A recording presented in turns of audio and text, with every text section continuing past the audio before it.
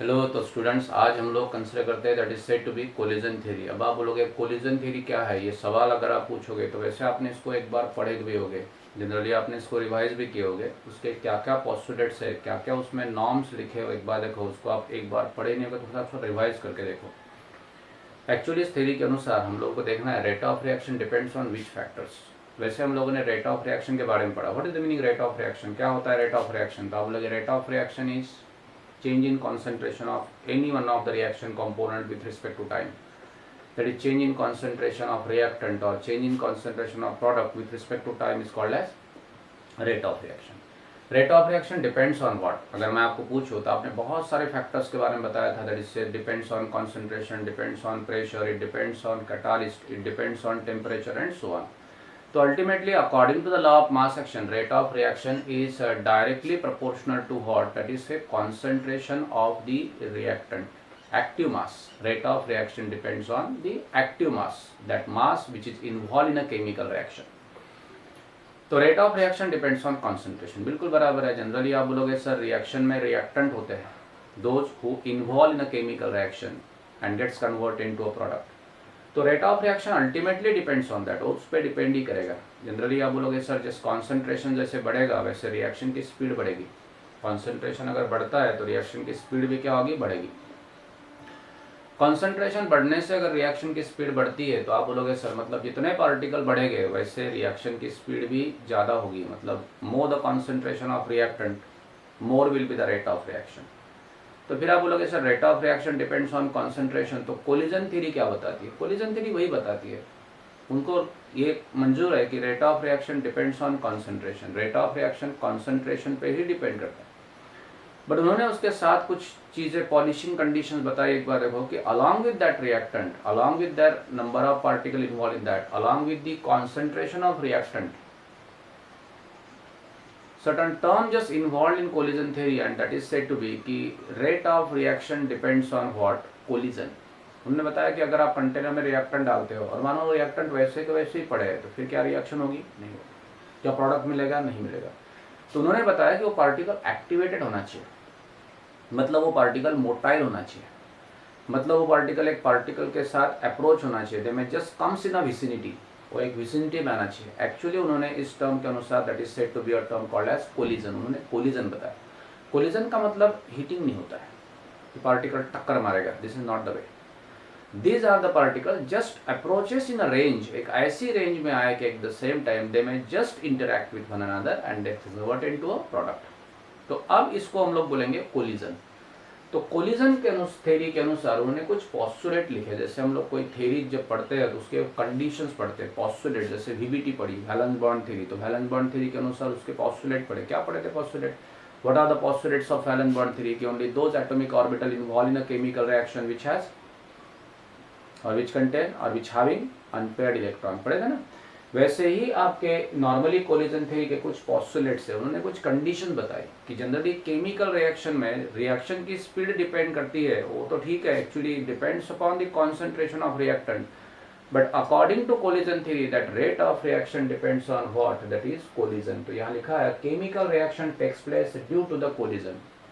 Chemical reaction collision से होता है, मतलब उन्होंने बताया कि rate of reaction depends on concentration, it depends on number of reacting particle. ये बात बिल्कुल बराबर है, रिएक्टिंग पार्टिकल है लेकिन वो रिएक्टिंग पार्टिकल स्टेगनेंट नहीं होंगे, स्टेशनरी नहीं होंगे।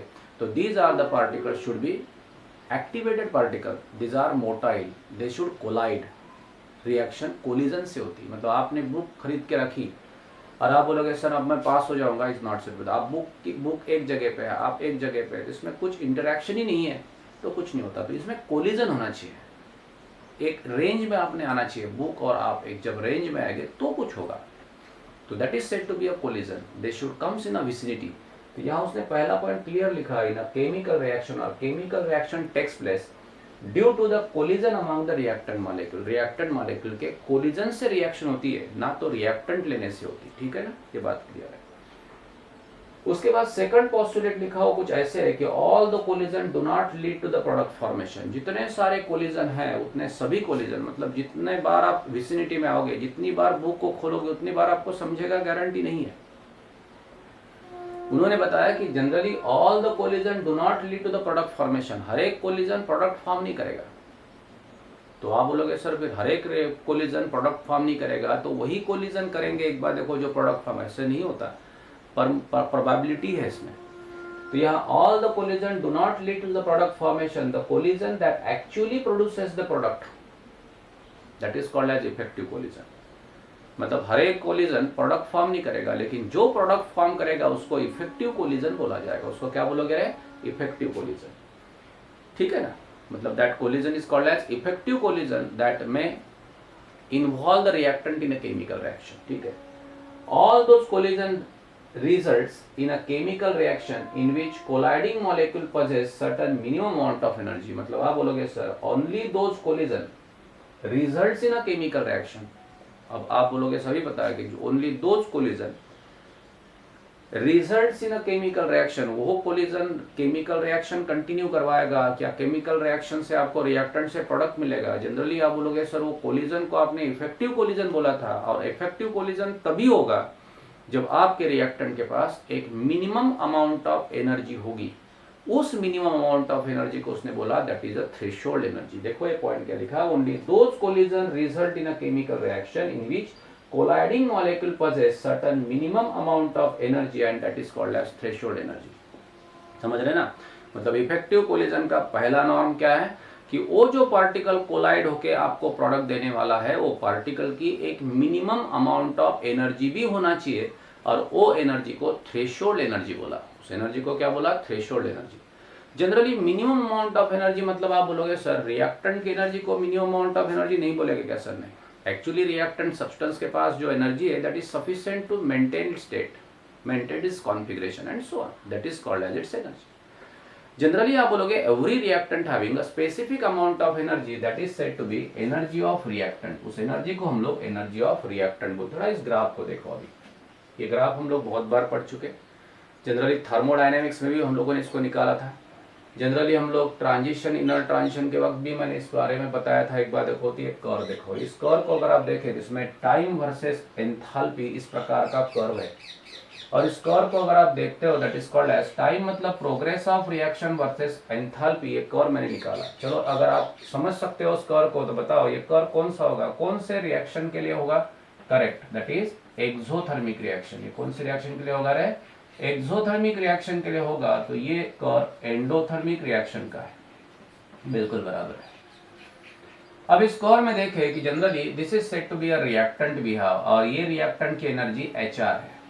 This is said to be the amount of energy associated with the reactant, energy of reactant. But this energy is not sufficient to carry on the reaction. ये energy sufficient है उस material को stable maintain करने के लिए।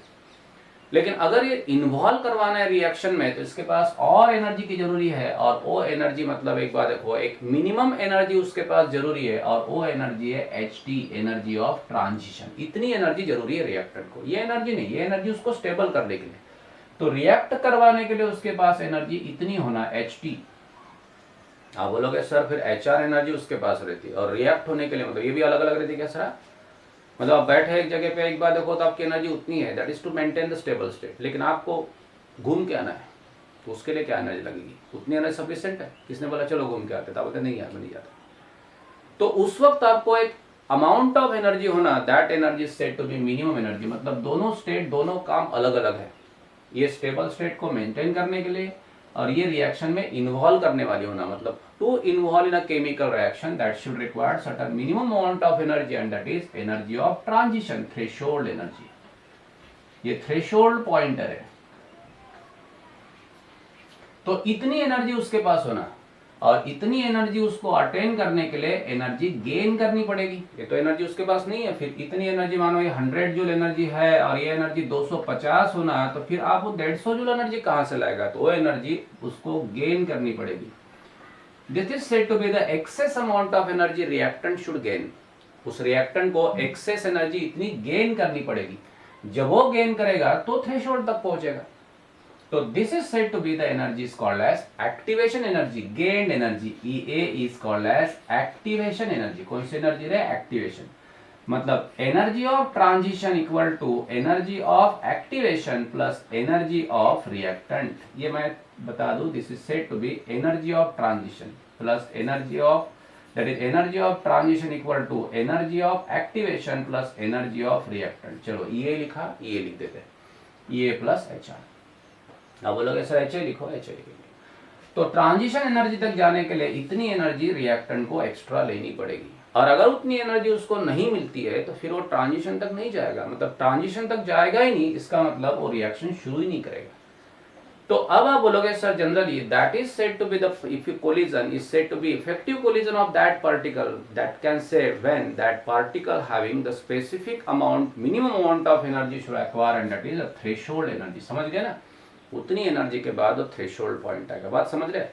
तो अब सोचो कि रिएक्टेंट की एनर्जी सफिशिएंट नहीं होती है, उसको इतनी एनर्जी गेन करनी पड़ती है, तब वो थ्रेशोल्ड तक जाएगा। थ्रेशोल्ड तक जाने के बाद वो सोचेगा मैंने शुरू करना चाहिए कि नहीं करना चाहिए, तब वो एक्टिवेट हो जाएगा, और एक्टिवेशन के बाद अब रिएक्शन शुरू होगी। चलो एक कर्व को एक बार कंटिन्यू करवा लेते हैं कि जब आपका रिएक्टेंट यहाँ पे था, उसने एनर्जी इतनी गेन करवाई, गेन करने के बाद थ्रेशोल्ड तक पहुंचा, और फिर वो एनर्जी लिबरेट करना शुरू किया। अब वो इस जगह पे आके गया, यहाँ पे टी समय में वो प्रोडक्ट में कन्वर्ट हुआ, और अब थोड़ा देखें कि ये प्रोडक्ट में कन्वर्ट होने के बाद प्रोडक्ट की एनर्जी कितनी है रे, HP। तो ये एनर्जी का डिफरेंस जानते हो, दैट इज HR HP के बीच वाली ये जो मैंने लाइन बताई, that is delta H। What is that delta H? Delta H equal to HP minus HR, that is difference between enthalpy of product minus enthalpy of reactant is called as heat of reaction, and here the value for this curve is negative, exothermic reaction. So in this case what we can say, this is said to be a reactant which having the energy HR gets converted into a threshold point, attain the threshold point, that is energy is HT. For that should absorb the amount of energy from the source, that is said to be EA, और उसके बाद वो HT equal to रे HR plus ये, अगर energy sufficient नहीं हो तो यहाँ तक नहीं पहुंचेगा। फिर आप बोलोगे सर जनरली ये यहाँ जाने के बाद एनर्जी लिबरेट करवाएगा। अब आप प्रोडक्ट की स्टेज को देखो और रिएक्टेंट की स्टेज को देखो, यहाँ पे आपको दिखाई देगा delta H equal to HP minus HR, HP minus HR, और HP माइनस HR के बाद आप बोलोगे sir that value is positive, और पॉजिटिव के बाद रिएक्शन एंडोथर्मिक है। अब थोड़ा सा एक बात और क्लियर करके फिर आगे चलते हैं। किसी ने मुझे पूछा कि सर मेरे पास एक रिएक्शन है जिसका आपने कर्व निकाला, जिसमें रिएक्टेंट थोड़े समय के लिए समझो A है और प्रोडक्ट B है। तो जब मैं A से B तक चल रहा था, A कन्वर्ट इनटू B, तो आप बोलोगे सर A से B इस कर्व नंबर 1, कर्व 1 के अनुसार A कन्वर्ट इनटू B में एक्चुअली क्या हो रहा, एक्सोथर्मिक पाथवे कि एंडोथर्मिक पाथवे? करेक्ट, ये पाथ एक्सोथर्मिक है। और इस एक्सोथर्मिक पाथ में एक्टिवेशन एनर्जी कौन सी सर? तो that is said to be EA। Activation energy कौन सी है इसमें? EA है। इतनी एनर्जी गेन करनी पड़ी। लेकिन अगर आप सोचो कि ये रिएक्शन रिवर्सिबल है और अभी B से A तक हम लोग चल रहे हैं, B से A तक चलोगे मतलब ये पाथ कौन सा बनने वाला है? एंडोथर्मिक होगा, ठीक है ना। तब किसने पूछा कि फॉरवर्ड रिएक्शन में, इसको फॉरवर्ड बोलते हैं, फॉरवर्ड रिएक्शन में अगर आप बोलोगे सर एक्टिवेशन एनर्जी अगर EA है तो बैकवर्ड रिएक्शन एंडोथर्मिक में एक्टिवेशन एनर्जी क्या होगी? EA dash. ये क्या होगी रे? EA डैश होगी, ठीक है ना, क्योंकि थ्रेशोल्ड पॉइंट दोनों केसेस में सेम आएगा। लेकिन आप बोलोगे सर EA डैश और EA के बारे में क्या ख्याल है सर? तो EA dash is greater than EA। ध्यान रखना एक्सोथर्मिक रिएक्शन का फॉरवर्ड पाथ की एक्टिवेशन एनर्जी EA है, और अगर वो रिएक्शन बैकवर्ड चलती है तो एक्टिवेशन एनर्जी EA डैश लगेगा। किसी ने मुझे पूछा कि क्या EA और EA डैश सेम रहेगा? नहीं सर, EA और EA डैश में EA डैश वैल्यू जो बैकवर्ड पाथ एक्सोथर्मिक रिएक्शन का बैकवर्ड मतलब endothermic, that should B EA dash, that value is greater. Endothermic reaction को देखो, ये एंडोथर्मिक रिएक्शन है, इसका फॉरवर्ड पाथ ज्यादा एनर्जेटिक का है, एक्टिवेशन एनर्जी ज्यादा है, तो बैकवर्ड रिएक्शन का एक्टिवेशन एनर्जी कम होता है। मतलब इतना ध्यान रखना कि एक्सोथर्मिक रिएक्शन का एक्टिवेशन एनर्जी कम, तो एंडोथर्मिक पाथवे का एक्टिवेशन एनर्जी ज्यादा होता है। तो ये थोड़े से पॉइंट्स को आप याद करें, हीट ऑफ रिएक्शन को आप कंसिडर करें। उसके बाद हम लोग हमारे पॉइंट पे आते हैं। किसके लिए मैंने कर्व निकाला और क्या मैंने बताया था? मैंने बताया था कि जितने कोलिजन हो गए वो सभी के सभी कोलिजन रिएक्शन में इन्वॉल्व नहीं होते, या सभी कोलिजन एक्चुअली प्रोडक्ट नहीं बनवाते। प्रोडक्ट वही कोलिजन बनवाए गए, एक बार देखो कराए गए, जनरली आप बोलोगे वो कोलिजन इफेक्टिव कोलिजन होगा। इफेक्टिव कोलिजन वो होगा उन पार्टिकल का होगा जनरली जिसके पास एक मिनिमम अमाउंट ऑफ एनर्जी रहेगी, और उस एनर्जी को थ्रेशोल्ड एनर्जी बोलोगे। थ्रेशोल्ड एनर्जी तभी आएगी जब रिएक्टेंट में उतनी एनर्जी ऐड होगी। वो कौन सी एनर्जी होगी? Activation energy. और जब रिएक्टेंट में एक्टिवेशन एनर्जी, इतनी एनर्जी अगर ऐड हो जाएगी तो ही वो कौन सी एनर्जी पहुंचेगी? Threshold energy. और जब थ्रेशोल्ड एनर्जी पार्टिकल में आएगी, जब वो उतनी एनर्जी गेन करेगा तो थ्रेशोल्ड पॉइंट तक आएगा, और थ्रेशोल्ड एनर्जी इस पार्टिकल के पास है, उसी का कोलिजन इफेक्टिव कोलिजन होगा। अब आप बोलोगे सर उसका फ्रैक्शन ऑफ इफेक्टिव, तो फिर आप बोलोगे सर जितने 1000 कोलिजन हो गए तो 1000 के 1000 कोलिजन इफेक्टिव कोलिजन नहीं हो सकते। तो मैंने आपको बता दिया, जितने कोलिजन उस थ्रेशोल्ड एनर्जी वाले हो गए, जितने पार्टिकल की एनर्जी थ्रेशोल्ड एनर्जी होगी, उसी में से पार्टिकल प्रोडक्ट बनवाएंगे। लेकिन अगर आप बोलोगे जिन पार्टिकल की एनर्जी थ्रेशोल्ड एनर्जी आती ही नहीं हो, तो इफेक्टिव कोलिजन मतलब जितने सारे कोलिजन्स है, झाड़ को 1000 फूल लगते होते 1000 फल बनते क्या? नहीं, उसी का फल बनेगा जहां पे प्रॉपर पॉलिनेशन होगा। पॉलिनेशन के बाद फर्टिलाइजेशन होगा, ये सब प्रोसेस होगी, तो दैट इज इफेक्टिव फ्लावर्स। वैसे ही अगर आप बोलोगे सर यहाँ पे जितने बार कोलिजन करोगे, एक बार देखो जितना कोलिजन होगा उतना आप बोलोगे सर हर एक कोलिजन रिजल्टेंट प्रोडक्ट बनवाएगा। सर ऐसा नहीं होगा। तो भाई प्रोडक्ट कौन बनवाएगा ये सवाल अगर आप बोलोगे sir that should have a threshold energy. मतलब थ्रेशोल्ड एनर्जी तब आएगी जब रिएक्टेंट उतनी एनर्जी गेन करेगा। वो कौन सी एनर्जी? Activation energy. अगर एक्टिवेशन एनर्जी 100 जूल लगती है और रिएक्टेंट को 90 ही मिलती है तो थ्रेशोल्ड पॉइंट तक जाएगा नहीं, मतलब वो इफेक्टिव कोलिजन नहीं करेगा। आप बोलोगे सर थोड़ा निकाल के दिखाओगे, ये सब इतना जो बोल रहे हैं आप, एक कंडीशन देखो। तो पहला सवाल मैं पूछता हूँ कि इफेक्टिव कोलिजन या कोलिजन कितने हो सकते हैं? जनरली पार्टिकल बाइनरी, अगर आप बोलोगे ऐसे एक रिएक्शन इसमें 2 रिएक्टेंट है, तो ऐसे में जब वो कोलिजन शुरू होता है तो कितने कोलिजन हो सकते हैं? तो मैं बोलता हूँ 10 to the power 27 तक कोलिजन पर सेकंड हो सकते हैं। कोलिजन पर सेकंड, ये ध्यान रखना। आप बोलोगे sir 10 to the power 27 collision अगर हो गए तो एक्चुअली आप बोलोगे सर कितने इफेक्टिव कोलिजन बोलोगे?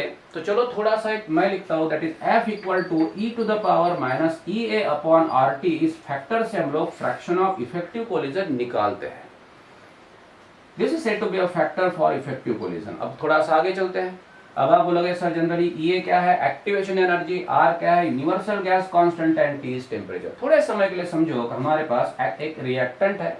जनरली जिस रिएक्टेंट में रिएक्शन के वक्त हम लोगों ने एक्टिवेशन एनर्जी सप्लाई की, और वो activation energy EA equal to 75 kilo joule है पर मोल। इतनी एनर्जी आपने सप्लाई की, activation energy 75 kilo joule activation energy. R की वैल्यू तो आप जानते हो, दैट इज जूल अगर है तो 8.314 लिया जाता है जूल पर केल्विन पर मोल। चलो वैल्यू डाल के देख लेते हैं एक बार। देखो, और T equal to what? 298 kelvin है, मतलब 25 डिग्री।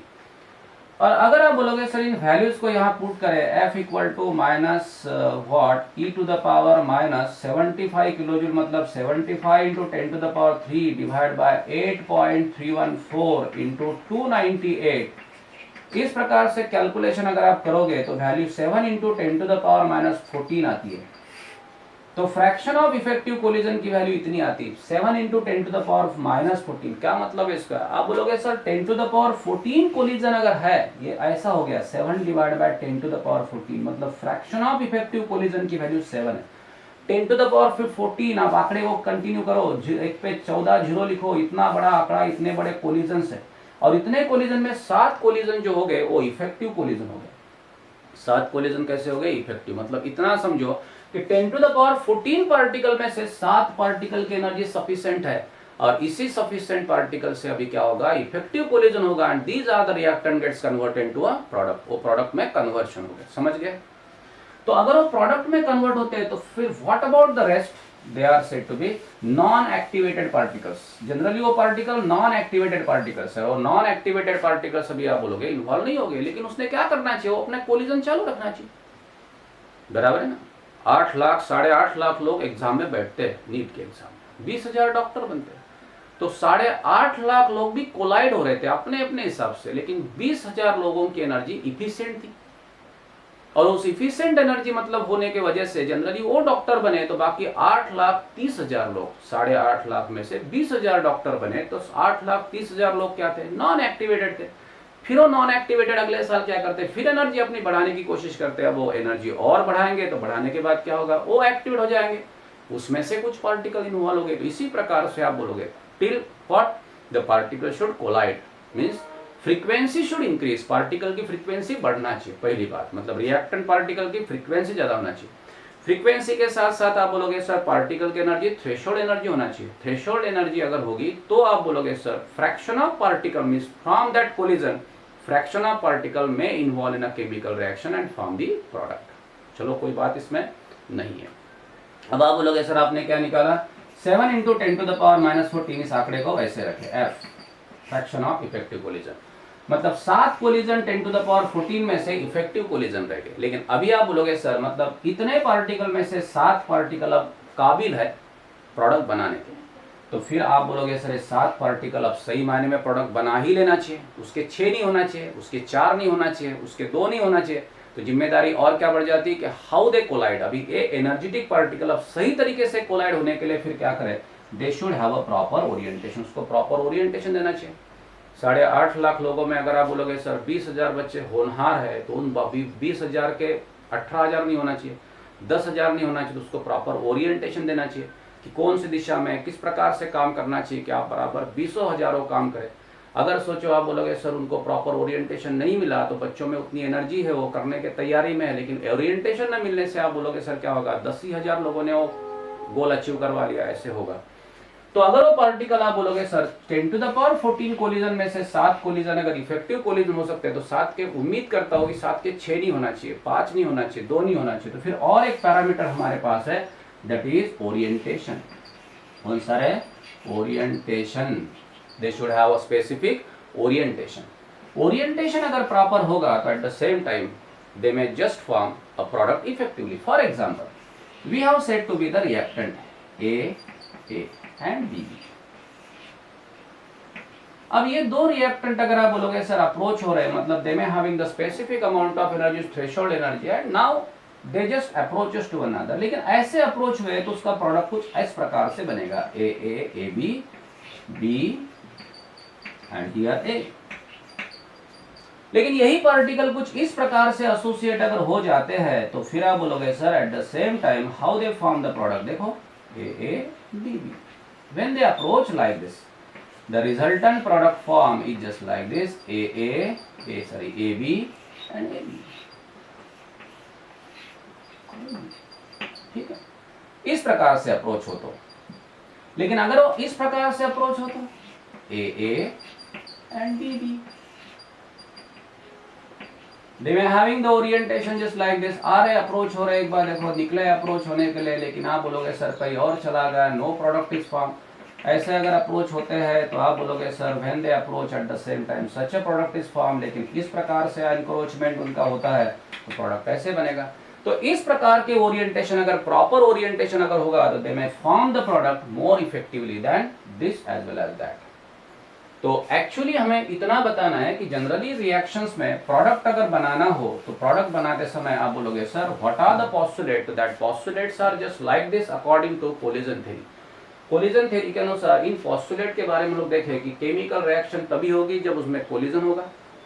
मतलब इसके पहले हम लोगों ने बताया था rate of reaction depends on concentration, concentration जरूरी है, लेकिन वो जो रिएक्टेंट है वो जो एक्टिव मास है वो कोलाइड होना चाहिए, दे should have a specific frequency. All the collision does not always not involve in a chemical reaction। जो कोलिजन से प्रोडक्ट बनता है वो इफेक्टिव कोलिजन कहलाया जाएगा, और इफेक्टिव कोलिजन वो होगा जिन पार्टिकल के पास स्पेसिफिक अमाउंट ऑफ एनर्जी है, that energy is called as threshold energy. चलो थ्रेशोल्ड एनर्जी उसके पास है, लेकिन उतने पार्टिकल मतलब 1000 में से 1000 में से 100 नहीं। अभी तो मैंने निकाला 10⁻27 तक कोलिजन हो सकते हैं, लेकिन जनरली अभी मैंने 75 किलो जूल एक्टिवेशन एनर्जी वाले रिएक्टेंट के लिए अगर मैं कोलिजन निकालूं फ्रैक्शन ऑफ इफेक्टिव कोलिजन तो आते हैं 10⁻7 × 10⁻14, मतलब 7 कोलिजन आउट ऑफ 10⁻14। एक बार देखो they are said to be effective collision, समझ गए ना। अभी वो 7 पार्टिकल 7 कोलिजन जो एक बार देखो इफेक्टिव है उसको कम ना होना चाहिए, इसके लिए हमारी जिम्मेदारी बनती है कि उसको प्रॉपर ओरिएंटेशन भी देना चाहिए। मतलब अब आप बोलोगे सर रिएक्शन के रेट को बढ़ाने के लिए इन पोस्टुलेट को अगर सामने रखते हुए हम लोग कुछ और पॉइंट कंसिडर करें तो हम लोग यहाँ 2 बैरियर की बात करते हैं कि एक्चुअली अगर आप बोलोगे सर रिएक्शन के स्पीड को बढ़ाने के लिए रिएक्टेंट होना, कॉन्सेंट्रेशन होना, रिएक्टिंग पार्टिकल होना, but they should cross a following barrier. Number 1 पहला बैरियर उसने ओवरकम करना चाहिए, लांघना चाहिए, कवर करना चाहिए, दैट इज एनर्जी बैरियर। इस एनर्जी तक उसकी वैल्यू आना चाहिए। और दूसरी बैरियर उसका एक प्रॉपर ओरिएंटेशन होना चाहिए। तो एनर्जी बैरियर और ओरिएंटेशन बैरियर दोनों ओवरकम जो करवा देता है वही आपको प्रोडक्ट बनवाते हुए दिखाई देता है, बराबर है ना। That should form the product, otherwise not, कोई डाउट नहीं है। तो अब आप बोलोगे सर जनरली इसको एनालाइज कैसे करोगे सर, तब थोड़ा सा एक्सप्रेशन इस तरह का देखते हैं। कंसिडर रिएक्शन है A plus BC gets converted into, this is said to be a transition state and that transition state is what ABC, और उसके बाद gets converted into the product AB plus C, ठीक है ना। Rate of reaction को हम लोग कैसे लिखते थे, R equal to K A concentration into BC concentration, इस प्रकार से हम लोग रेट लिख लेते थे और K को बोल देते थे this is called as rate constant. क्या बोलते थे, रेट कांस्टेंट और स्पीड कांस्टेंट बोलते थे इस प्रकार से। अब किसी का सवाल ऐसे होगा कि सर ये स्पीड कांस्टेंट है लेकिन ये डिपेंड किस पे करता है सर, तो ये जानने के लिए आप थोड़ा सा इसको देखिए। अकॉर्डिंग टू कोलिजन थ्योरी अगर हम लोग सभी पोस्टुलेट को अगर वर्कआउट करें तो आप ऐसे लिखोगे, rate of reaction is equal to PFZ A concentration B concentration. मुझे इतना बताना है कि these are said to be the three factors responsible for the value of K की वैल्यू के लिए, मतलब रेट कांस्टेंट जिसको आप बोलते हो उस वैल्यू के लिए रेस्पॉन्सिबल ये फैक्टर है। और ये फैक्टर लाए कहां से सर, ये पैरामीटर लाए कहां से, मतलब K इक्वल टू PFZ, ये कहां से लाया सर अगर आप मुझे पूछोगे तो that is as per which theory, collision theory. Collision theory के अनुसार अगर आप बात करोगे, बोलोगे सर कैसे कंसीडर करोगे, तो यहां तक PFZ, किसने बोला PFZ क्या है, K रेट कांस्टेंट है। रेट कांस्टेंट की वैल्यू ज्यादा तो रेट ऑफ रिएक्शन क्या बोलोगे हम लोग, ज्यादा होता है।